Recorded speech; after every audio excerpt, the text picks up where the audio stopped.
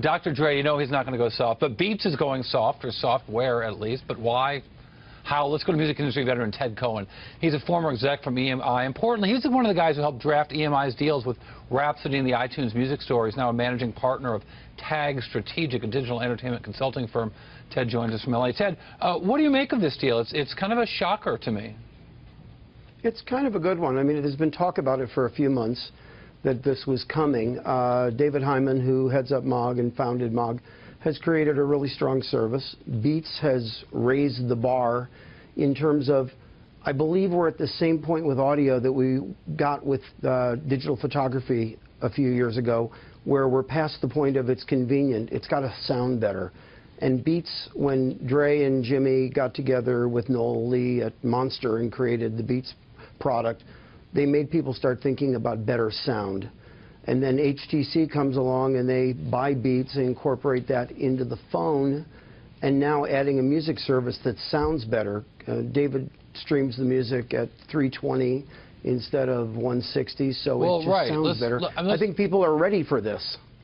Let's talk about that, because I think that, you know, so much of the business has been about getting music digital, getting availability out there, licensing, without a real focus on the oral quality. Right. And now we have a chance for music to sound as good as photography looks. I mean, if you look at how bad digital photography was 10 years ago, and you look at what can be done with a Canon EOS right now, we're at that same tipping point where high-definition audio. I mean, the other thing that changes the game here, the Beats MOG thing is really important. What Sonos has done in the last few years has changed it from being two earbuds, you know, in either ear to a wired, you know, wireless music system in your home. So once it gets off of, you know, inexpensive buds and cheap little MP3 players, people want it to sound better. Yeah, it is interesting to look at the sort of differentiating mechanism here. When the early days of sort of putting music digital with Rhapsody and iTunes, I wonder if the sound quality and the sampling rate was one of the things that was discussed between the labels and the likes of Apple. Well, in the early days, I mean, that was part of my tenure at EMI. In the early days of this, all we were doing was either doing one of two things: sending Apple or Rhapsody or Napster at the time, the legal Napster, boxes of CDs that they could rip themselves, or we would send them hard drives with CD files that we had ripped from CDs. What's happening now, the Grammys, coincidentally, it's a perfect storm right now. The producer and engineers wing of the Grammys, a woman named Maureen Droney, is heading up an initiative where the labels are going back into the vaults and they're remastering for digital. So it's not coming off of just a ripped CD. It's coming off the best quality source tapes that can be located. So this is all what's happening with Beats and happening with MOG and happening with Sonos and happening with companies like AKG with their headphones and B&W with their headphones. This is all coming together at a time when people are expecting better quality. So this is a storm, but a great storm.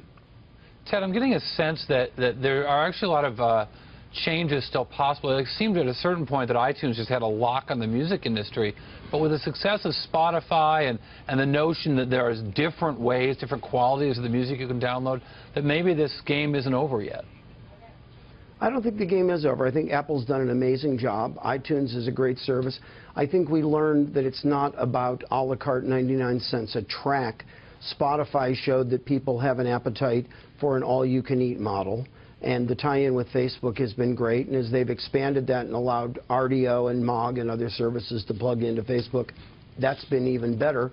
But quality is going to be important. And when we get into high-definition audio, there are some players out there, some electronics manufacturers and some services that are going to raise the bar.